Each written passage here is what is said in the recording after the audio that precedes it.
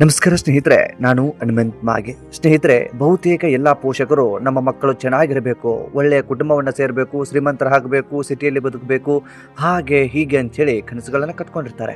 ಅದು ತಪ್ಪು ಅಂತ ಹೇಳೋದಕ್ಕಾಗೋದಿಲ್ಲ. ಆದ್ರೆ ಕೆಲವೊಂದು ಬಾರಿ ಆ ಆಸೆಗಳೇ ಅವರಿಗೆ ದುರಂತವನ್ನ ಮಾಡುವಂತ ಅಥವಾ ದುರಂತವನ್ನ ತಂದು ಇಡುವಂತ ಕೆಲಸವನ್ನ ಮಾಡಿಬಿಡ್ತವೆ. ಇಂಥದ್ದೇ ಒಂದು ದುರಂತ ಇದೀಗ ಮೈಸೂರಿನಲ್ಲಿ ನಡೆದು ಹೋಗಿಬಿಟ್ಟಿದೆ. ಇಡೀ ಮೈಸೂರು ಅಷ್ಟೇ ಅಲ್ಲದೆ ರಾಜ್ಯಾದ್ಯಂತ ಇದೊಂದು ತೀವ್ರ ಆಕ್ರೋಶವನ್ನ ವ್ಯಕ್ತಪಡಿಸುವ ರೀತಿಯಲ್ಲಿ ಮಾಡಿಬಿಟ್ಟಿದೆ. ಅಸಲಿಗೆ ಆಗಿದ್ದಾದ್ರೂ ಏನೋ, ಕೋಟಿ ಕೋಟಿ ದುಡ್ಡು ಖರ್ಚು ಮಾಡಿ ಮದುವೆ ಮಾಡಿದಂತ ಈ ಹೆಣ್ಣು ಮಗಳ ಬದುಕು ನರಕಕ್ಕೆ ತಳ್ಳಿದ್ದಾದ್ರೂ ಹೇಗೆ? ಈ ಕುರಿತಾಗಿ ಅಸಲಿಗೆ ಏನೇನೆಲ್ಲ ನಡೆದಿತ್ತು, ಏನೇನೆಲ್ಲ ಆರೋಪವನ್ನ ಕುಟುಂಬದವರು ಮಾಡ್ತಾ ಇದ್ದಾರೆ, ಹೆಣ್ಣಿನ ಕುಟುಂಬದವರ ಆರೋಪಗಳೇನು, ಅದೇ ರೀತಿಯಾಗಿ ಗಂಡಿನ ಕುಟುಂಬದವರು ತಲೆಮರೆಸಿಕೊಂಡಿದ್ದಾದ್ರೂ ಹೇಗೆ? ಈ ಕುರಿತಾಗಿ ಅಸಲಿಗೆ ದಿನವಿಡೀ ಅಲ್ಲಿ ಏನೇನೆಲ್ಲ ನಡೀತಾ ಇತ್ತು, ಹೇಗೆಲ್ಲ ಟಾರ್ಚರ್ ಆಗ್ತಾ ಇತ್ತು ಎಂಬುದರ ಕುರಿತು ಒಂದಿಷ್ಟು ಮಾಹಿತಿಯನ್ನು ಗಮನಿಸ್ತಾ ಹೋಗೋಣ. ಸಾಧ್ಯವಾದ್ರೆ ಈ ವಿಡಿಯೋನ ಕೊನೆವರೆಗೂ ನೋಡಿ. ಅದರಲ್ಲೂ ಕೂಡ ಹೆಣ್ಣು ಹೆತ್ತಂತವರು ಸಿಟಿಗೆ ನಮ್ಮ ಮಗಳನ್ನು ಕೊಡಬೇಕು, ಒಳ್ಳೆ ಕುಟುಂಬಕ್ಕೆ ಮದುವೆ ಮಾಡಿ ಕೊಡಬೇಕು ಅಂತ ಹೇಳಿ ಕನಸುಗಳನ್ನು ಕಟ್ಕೊಂಡಿರುವಂತ ಎಲ್ಲಾ ಪೋಷಕರು ಗಮನಿಸಲೇಬೇಕಾದಂತ ವಿಡಿಯೋ ಇದು. ಸ್ನೇಹಿತರೆ, ಸಾಧ್ಯವಾದ್ರೆ ಕೊನೆವರೆಗೂ ನೋಡಿ. ನೀವೇನಾದ್ರೂ ನಮ್ಮ ಚಾನೆಲ್ನ ಸಬ್ಸ್ಕ್ರೈಬ್ ಮಾಡಿಕೊಳ್ಳದೆ ವಿಡಿಯೋವನ್ನು ಗಮನಿಸ್ತಾ ಇದ್ರೆ ಈ ಕೂಡಲೇ ಸಬ್ಸ್ಕ್ರೈಬ್ ಮಾಡಿ, ಹಾಗೂ ಬೆಲ್ ಐಕನ್ ಕೂಡ ಕ್ಲಿಕ್ ಮಾಡಿಕೊಳ್ಳಿ. ಸ್ನೇಹಿತರೆ, ನೇರವಾಗಿ ವಿಷಯಕ್ಕೆ ಬಂದು ಬಿಡೋಣ. ಒಂದು ಹೆಣ್ಣು ಮಗಳನ್ನ ಸಾಕಿ ನೂರಾರು ಕನಸುಗಳನ್ನು ಹೊತ್ತು ಮತ್ತೊಂದು ಮನೆಗೆ ಕಳುಹಿಸಿಕೊಡುವ ಎತ್ತವರ ಅರ್ಥನಾದವಿದು. ತಾರು ಆಸೆಗಳೊಂದಿಗೆ ಸುಖದ ಸುಪ್ಪತ್ತಿಗೆಯಲ್ಲಿ ಬೆಳೆದ ಮಗಳು ಗಂಡನ ಮನೆಯಲ್ಲೇ ದುರಂತ ಅಂತ್ಯ ಕಂಡಿರುವ ಕರುಣಾಜನಕ ಘಟನೆ ಸಾಂಸ್ಕೃತಿಕ ನಗರಿ ಮೈಸೂರಿನಲ್ಲಿ ನಡೆದು ಹೋಗಿಬಿಟ್ಟಿದೆ. ಹುಣಸೂರು ಪುರಸಭೆ ಮಾಜಿ ಅಧ್ಯಕ್ಷೆ ಗೀತಾ ನಿಂಗರಾಜು ದಂಪತಿಯ ಮಗಳು ಸಂಧ್ಯಾ, ಇಬ್ಬರು ಮುದ್ದಾದ ಮಕ್ಕಳ ತಾಯಿ, ಇಡೀ ಕುಟುಂಬದ ಪಾಲಿನ ಪ್ರೀತಿಯ ಮಗಳಾಗಿದ್ದ ಸಂಧ್ಯಾ ಅವರ ಬದುಕು ಹೀಗೆ ಮೂರೇ ಗೇಣಿನ ಹಗ್ಗದಲ್ಲಿ ಕೊನೆಯಾಗುತ್ತೆ ಎಂದು ಯಾರು ಕೂಡ ಊಹೆ ಮಾಡಿಕೊಂಡಿರಲಿಲ್ಲ.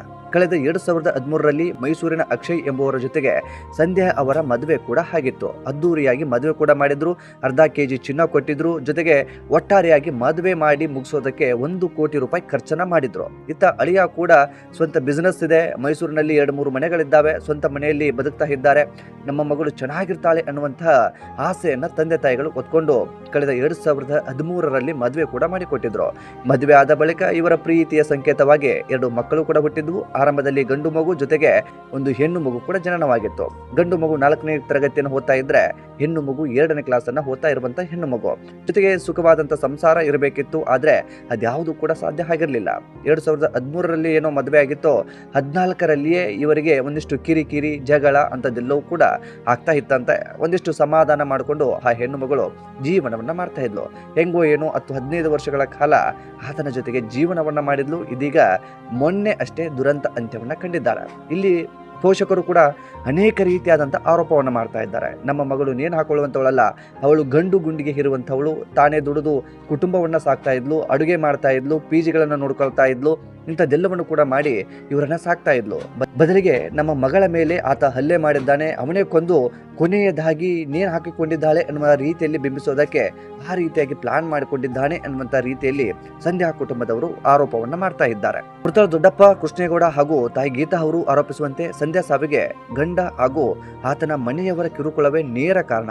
ಕುಳಿತರು ತಪ್ಪು, ನಿಂತರೂ ತಪ್ಪು ಎನ್ನುವಂತೆ ಸಣ್ಣ ಪುಟ್ಟ ವಿಷಯಗಳಿಗೂ ಗಲಾಟೆಯನ್ನು ಮಾಡ್ತಾ ಇದ್ರು. ಆದರೆ ತಾನು ತವರು ಮನೆಗೆ ವಾಪಸ್ ಹೋದರೆ ಎತ್ತವರ ಮರ್ಯಾದೆ ಇಲ್ಲಿ ಹರಾಜಾಗುತ್ತೇನೋ ಅನ್ನುವಂಥ ಅನಿವಾರ್ಯತೆಯಿಂದ ಅನುಭವಿಸುತ್ತಿದ್ದ ನರಕ ಯಾತನೆಯನ್ನ ಸಂಧ್ಯಾ ಅಲ್ಲಿಯೇ ನುಂಗಿಕೊಂಡಿದ್ಲು ಅಂತ ಹೇಳಿ ಹೇಳಲಾಗ್ತಾ ಇತ್ತು. ಈ ಹಿಂದೆಯೂ ಕೂಡ ಗಲಾಟೆ ಆಗಿತ್ತು. ಗಲಾಟೆಯ ಬಳಿಕ ತವರು ಮನೆಯನ್ನ ಸೇರ್ಕೊಂಡಿದ್ಲು. ಅದಾದ ಬಳಿಕ ಸಹಜವಾಗಿ ಗಂಡ ಹೆಂಡತಿ ಅಂದ ಮೇಲೆ ಈ ರೀತಿಯಾದಂತಹ ವೈಮನಸ್ಸುಗಳು ಅದೆಲ್ಲವೂ ಕೂಡ ಬರುತ್ತೆ. ಅನುಸರಿಸಿಕೊಂಡು ಹೋಗಬೇಕು ಅನ್ನುವ ರೀತಿಯಲ್ಲಿ ಕುಟುಂಬದವರು ಹೇಳಿದ್ರು. ಜೊತೆಗೆ ಅತ್ತ ಗಂಡನ ಮನೆಯವರು ಕೂಡ ತಪ್ಪಾಯಿತು ಅಂತೇಳಿ ಕ್ಷಮೆಯನ್ನು ಒಪ್ಕೊಂಡು ಕಂಪ್ಲೇಂಟ್ ಅಂತದೆಲ್ಲವೂ ಕೂಡ ಆಗಿತ್ತು. ಅದಾದ ಬಳಿಕ ಅನುಸರಿಸ್ಕೊಂಡು ಹೋಗ್ತೀವಿ ಅನ್ನೋ ಹಾಗೆ ಜೀವನವನ್ನ ಮಾಡ್ತೀವಿ ಅಂತ ಹೇಳಿ ಈ ಮತ್ತೆ ಮನವೊಲಿಸಿ ಈಕೆಯನ್ನ ಕರೆದುಕೊಂಡು ಹೋಗಿದ್ರು. ಇನ್ನು ನರಕದ ಬದುಕನ್ನು ಅನುಭವಿಸ್ತಾ ಇರುವ ಈಕೆ ಹೇಗಾದ್ರೂ ಮಾಡಿ ನಾನು ನನಗೋಸ್ಕರ ಅಲ್ಲದೆ ಇದ್ರೂ ಕೂಡ ನನ್ನ ಮಕ್ಕಳಿಗೋಸ್ಕರನಾದ್ರೂ ನಾನು ಗಂಡನ ಮನೆಯಲ್ಲಿ ಇರಬೇಕು, ನಮ್ಮ ಮಕ್ಕಳ ಭವಿಷ್ಯ ಚೆನ್ನಾಗಿ ಆಗಬೇಕು ಅಂತ ಹೇಳಿ ಸಂಧ್ಯಾ ಕನಸನ್ನ ಹೊತ್ತುಕೊಂಡು ಮತ್ತೆ ಗಂಡನ ಮನೆಯ ಗೂಡನ್ನ ಸೇರಿಬಿಟ್ಟಿದ್ಲು.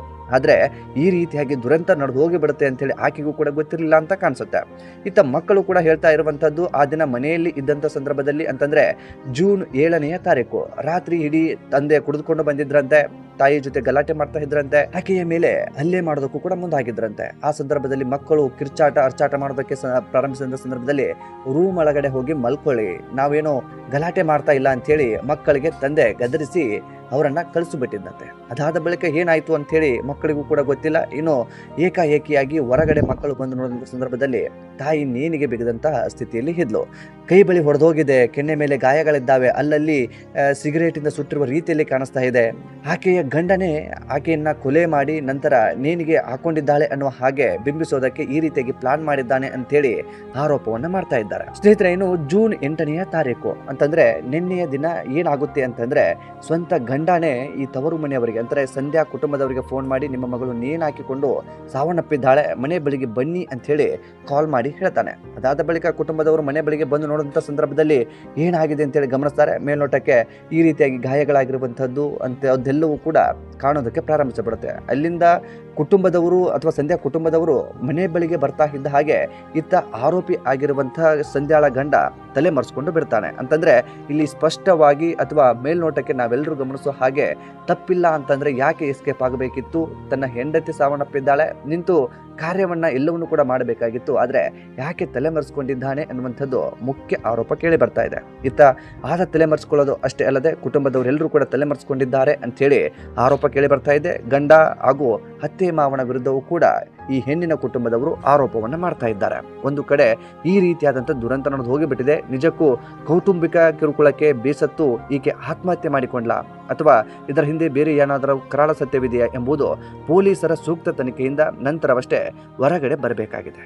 ಹೀಗೊಂದು ದುರಂತ ಇದು ಇಡೀ ಕರ್ನಾಟಕದಾದ್ಯಂತವೂ ಕೂಡ ಸದ್ದು ಮಾಡ್ತಾ ಇದೆ. ಒಂದು ಒಳ್ಳೆಯ ಕುಟುಂಬದಲ್ಲಿ ಬದುಕಬೇಕಾಗಿರುವಂಥವಳು, ಒಂದು ಆರಾಮಾಗಿ ಜೀವನವನ್ನು ಮಾಡಬೇಕಾಗಿರುವಂಥವಳು ಕೆಜಿ ಗಂಟ್ಲೆ ಈ ಒಂದು ಚಿನ್ನವನ್ನು ತೆಗೆದುಕೊಂಡು ಮದುವೆ ಆದಂಥ ಕೇಸ್ ಇದು. ಸ್ನೇಹಿತರೆ, ನಮ್ಮ ಮಗಳನ್ನ ಸಿಟಿಗೆ ಕೊಟ್ಟು ಬಿಟ್ರೆ ಚೆನ್ನಾಗಿರ್ತಾಳೆ ಅಂತ ಹೇಳಿ ಮೈಸೂರಿನ ಅಕ್ಷಯ್ ಎಂಬಾತನಿಗೆ ಇವರು ಮದುವೆ ಕೂಡ ಮಾಡಿಕೊಟ್ಟಿದ್ರು. ಸಂಧ್ಯಾ ಈ ರೀತಿಯಾಗಿ ದುರಂತ ಅಂತ್ಯ ಕಾಣ್ತಾಳೆ ಅಂತ ಹೇಳಿ ಬಹುತೇಕ ಅವರು ಕೂಡ ಅಂದ್ಕೊಂಡಿರಲಿಲ್ಲ.